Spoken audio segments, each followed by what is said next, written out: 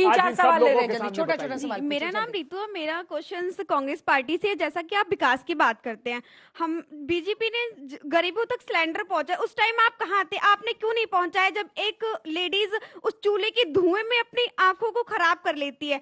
और next light, वहां पे मतलब एक कैंडल जला जला के बच्चे पढ़ाई करते थे, उस टाइम आप कहाँ थे? आपने उस लाइट को क्यों नहीं दिया? जवाब अच्छा सवाल किया आपने। हिंदुस्तान में कितने गांव है जानते हैं आप? 6,40,000 गांव।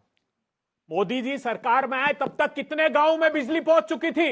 सिर्फ 18,000 गांव बाकी थे। और ये हमारी अकेले की सरकार ने नहीं, आजाद भारत में जितनी सरकारें थी उन्होंने काम किया, लेकिन इन्होंने सिर्फ कांग्रेस पार्टी पर यह आरोप लगाकर छवि खराब। आपको क्यों लगता है बच्ची ने ये सवाल क्यों पूछा? नहीं, मैं बच्ची को ही बता, देखिए बच्ची ने पढ़कर बोला होगा जो भारतीय जनता पार्टी की व्हाट्सएप यूनिवर्सिटी का ज्ञान है। वो बीजेपी के व्हाट्सएप पे जुड़ी हुई है। मैं तो इनके लोकसभा का जवाब बता रहा हूँ।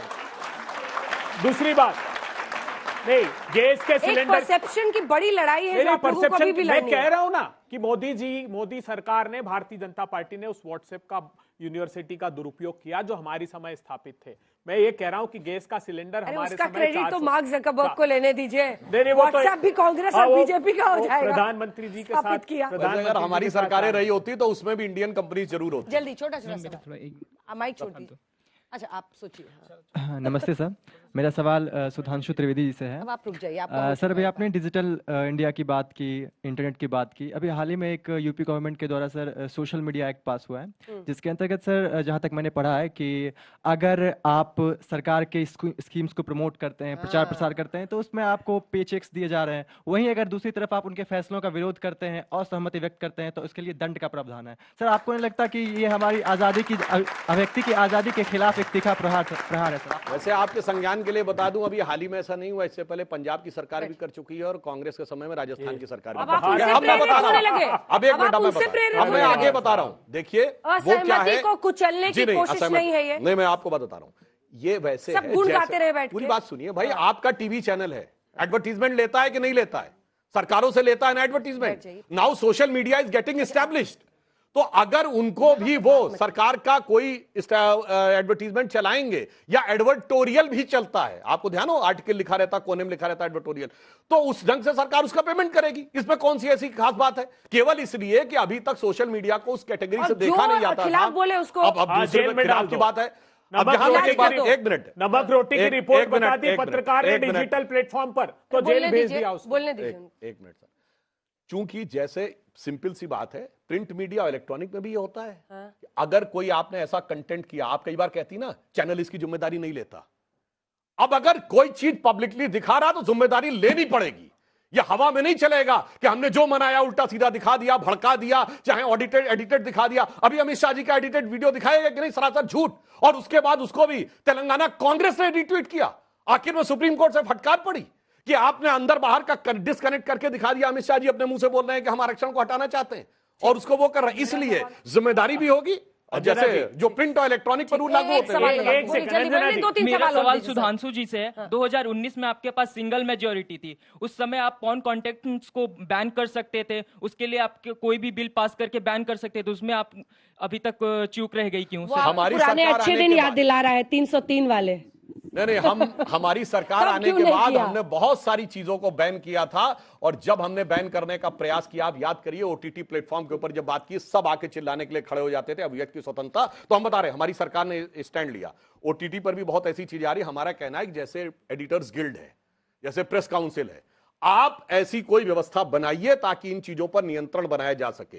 यदि स्वयं ये लोग नहीं बनाएंगे तब देखा जाएगा, तब सरकार अपने ऐसे थोड़ी मौन बैठेगी। ये पॉर्न विद इन इंडिया की बात नहीं हो रही है, आउटसाइड इंटरनेशनल। इसीलिए मैं कह रहा हूं उन सारी चीजों के बारे में। एडिटर्स गिल्ड ऑफ इंडिया क्या करेगा? नहीं, इसलिए मैं कह रहा हूं कि जिस ढंग की अब सोशल मीडिया के ऊपर ये चीजें चलने लगी हैं, तो अगर हम आज नियंत्रण करें, अभी इससे पहले वाला प्रश्न क्या था अंजना जी? ये नहीं चल सकता कि अगर हम कहेंगे कार्रवाई करनी है तो अभिव्यक्ति की स्वतंत्रता है, और अगर हम ये कहेंगे कार्रवाई नहीं करनी है तो नहीं, तो फिर तो आप क्यों चलने दे रहे हैं? ठीक है।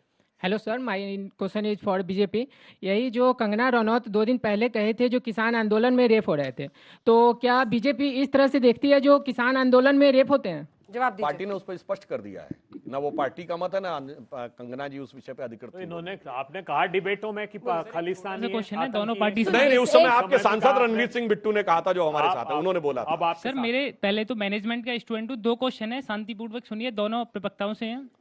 सर जल्दी बोलिए, जी, हाँ। क्वेश्चन ये है कि मैं जातिवाद पे बात करूंगा कि अगर अयोध्या में कुछ होता है तो कांग्रेस वाले मेंशन कर देते हैं दलित के साथ ये हुआ, या फिर वेस्ट बंगाल में होता है तो बीजेपी वाले ऑब्वियसली कर देते हैं।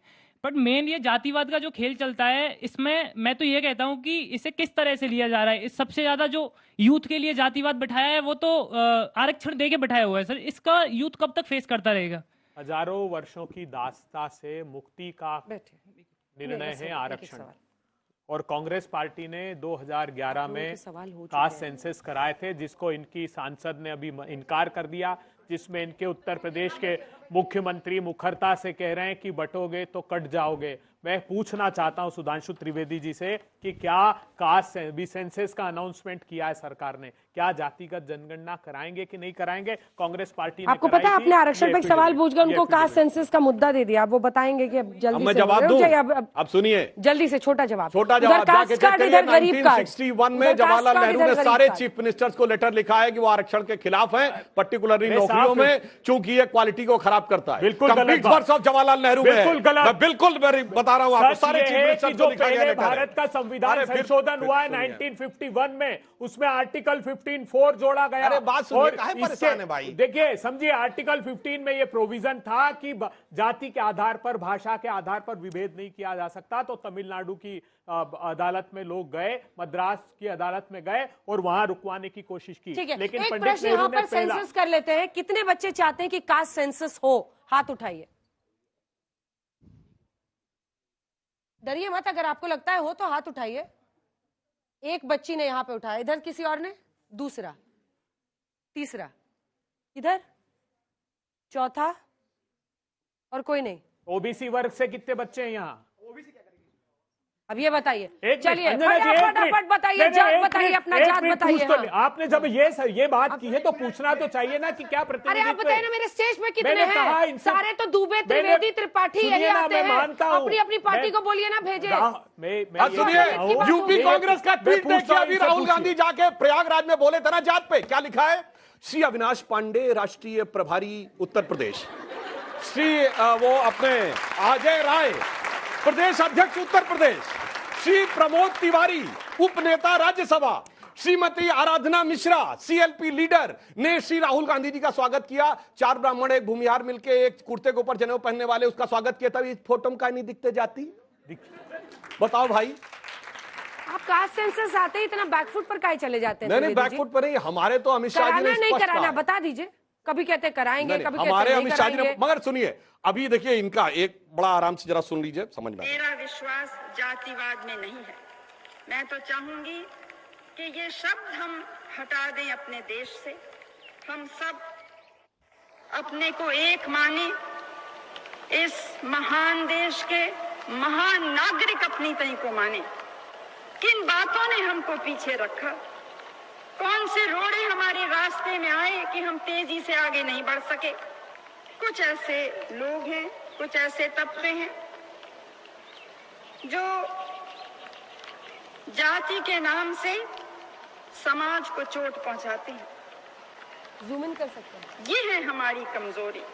ये कौन है? इंदिरा गांधी 15 अगस्त 1983। इंदिरा जी के इस भाषण को आपने एकदम जादू की पुड़िया जैसा रखा। जादू की पुड़िया क्यों? अरे बोलो ना, मेरी दादी गलत कोट किया इंदिरा जी के जब 15 अगस्त 1983 को छुआछूत के खिलाफ हो, मुझे याद है। अरे सुनिए भाई, गलत कोट मत मंडल लागू नहीं किया। प्रश्न ये था, 1956 में हमने एक कानून बनाया। हमने कहा कि अनटचेबिलिटी के खिलाफ, क्योंकि छुआछूत बहुत अधिक थी। अरे भाई इंदिरा जी सही बोल रही थी, गलत के 2017 में ऐसे हैं, उत्तर प्रदेश के मुख्यमंत्री कुशीनगर गए, दलितों के घर पर उनको साबुन से नहलाया गया, जवाब नहीं मिला, लगाया गया, लाल कारपेट बिछाया गया। वो सर ये देख रहा है मेरी तरफ की, जवाब ही नहीं मिला। वो सवाल ये था जो इंदिरा जी का भाषण है, वो अरे मुझे ये जाने नहीं देगा सर, शो खत्म करने के बाद मुझे यहाँ से गुजरना है अभी। देखिए इंदिरा जी के जमाने में कांग्रेस का नारा होता था, जात पे ना पात पे, इंदिरा जी की बात पे मोहर लगेगी हाथ पे। आज राहुल गांधी आए हैं, सुनिए आज कांग्रेस का नारा ये हो गया